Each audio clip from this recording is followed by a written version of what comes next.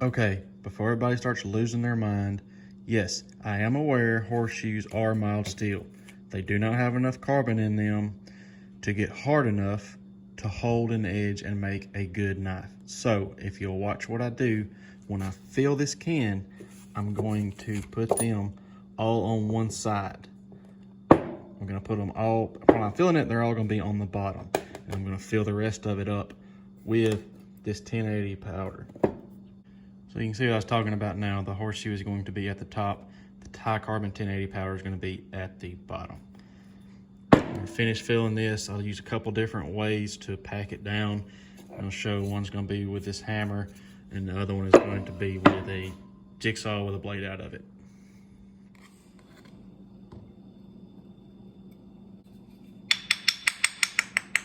You'll make sure and tap this while you're filling it just to settle the powder all the way to the bottom. You definitely don't want any air holes in there. Had to move it over here because my cord for this isn't long enough, but this actually works really good. Try it like this.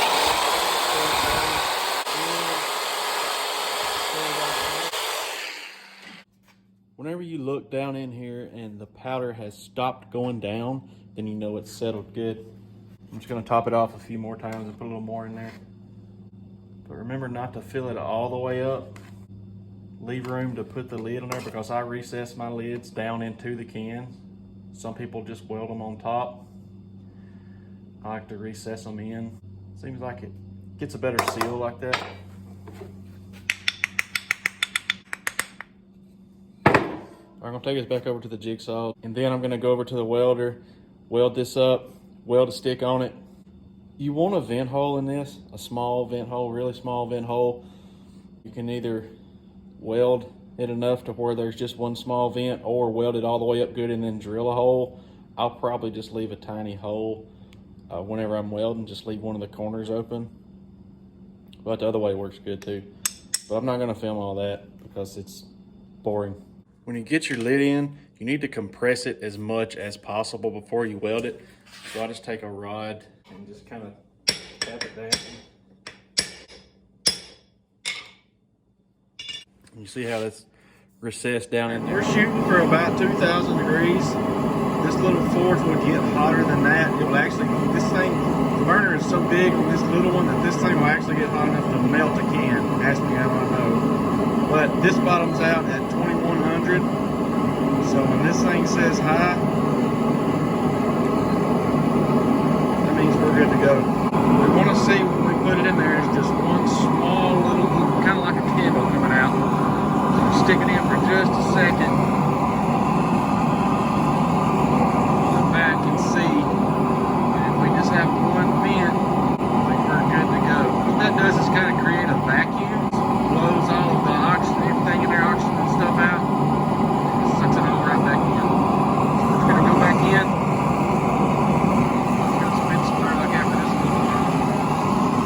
Leave it in there about 15 minutes. We're going to check it every once in a while and see. Turn it back and forth, get it heated up good and even.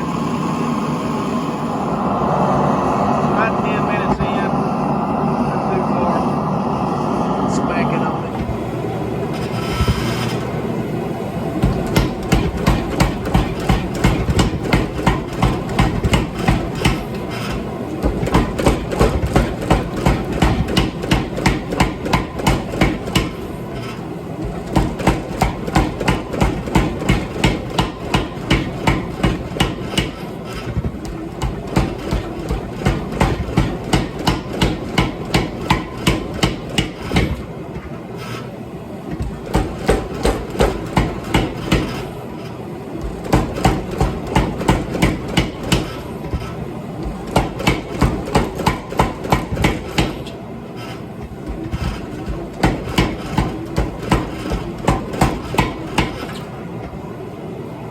Back in, one more forge weld heat, and it'll probably be good. If I have enough propane.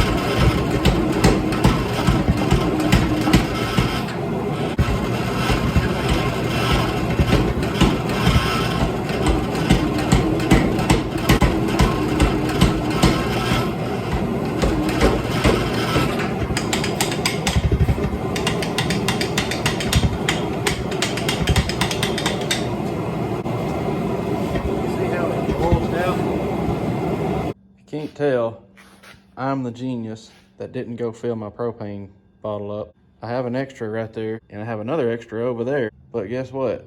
Those are empty too. I even went to town today to fill those up, and I forgot and left them.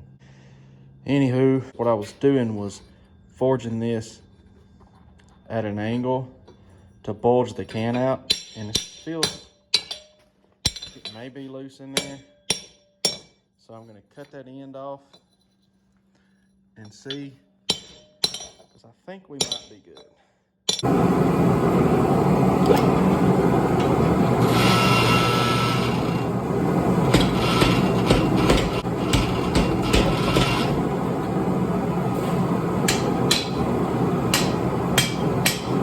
See, it is loose, but a little work to do to get it out.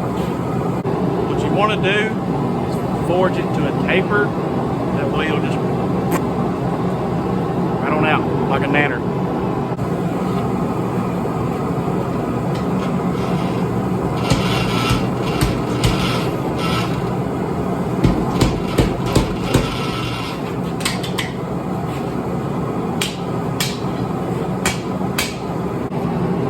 You can cut the end off, punch it out. This is more fun.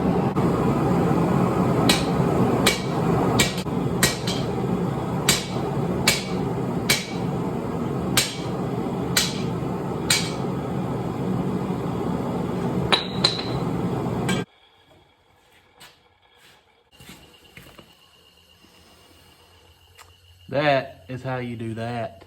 Looks fairly solid.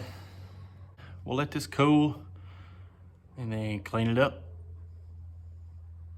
Key to being able to sling this billet out of that can that easy is two things. One, white Rust-Oleum.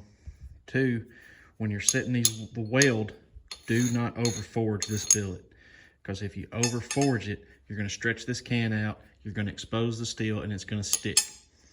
So just forge it, forge it, forge it, forge it evenly on both sides. Not too much. She'll come out like that every time. Mr. Josh Howard of Deer Lick Ridge Forge taught me that. So I'm starting to clean this billet up a little bit. You can see it's starting to clean up pretty good. There's going to be small little surface cracks and imperfections. You want to make sure and clean all of those up before you start forging it. If not, any little bitty tiny crack, when you heat it and beat it, it's just gonna fall apart. So you want to make sure and get it good and clean and shiny. And if there's a few little divots, just make sure and grind them out, get down to good steel, so that when you put it in the forge, heat it up and start smacking it, it'll stay together.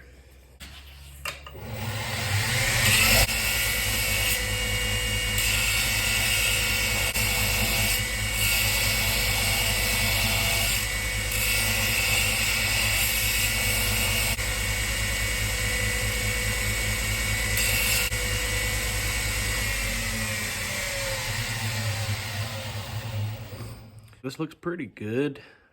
We're gonna go in a little test etch. This is just a jar of old ferric. It's contaminated, it's weak, but it'll do just fine for a quick test etch on this, just to see where we're at. It's not gonna take much, and it should be pretty easy to see. Yeah, I see it already. All right, yeah, you can see right here and right here on the sides. So you can see where that mild is. Kind of got a little low right here. That's all right. So what we'll have to do when we forge it flat, we'll make sure and lay it like this, with this to the side. That way when you forge it flat, the mild will be to one side or the other. Gonna go kind of easy these first few heats, just to make sure it don't want to.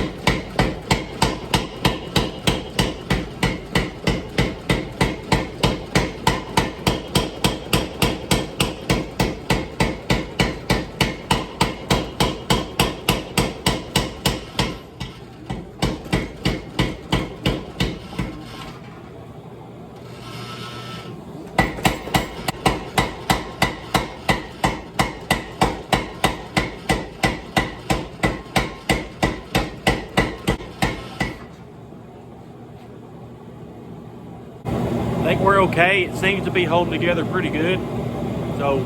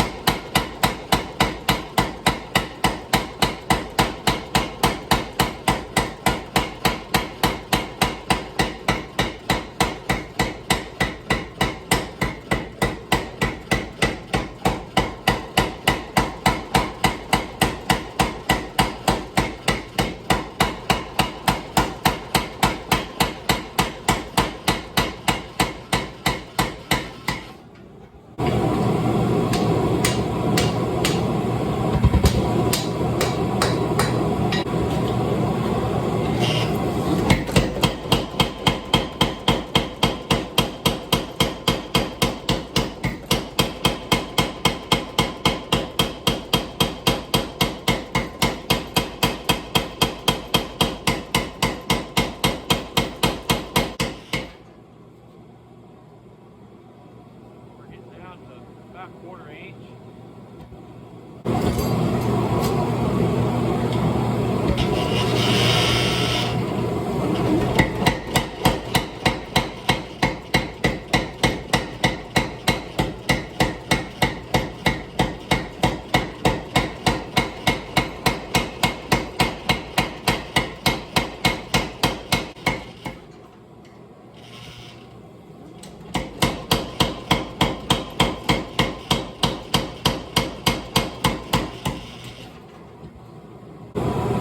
Have this worked out pretty good. I'm gonna turn it around, grab it, work the other end the same way. All right, fellas, here it is. I'm at probably a little over 1/4 inch or so at the thickest. 1.5 inches, 1.25 at the width.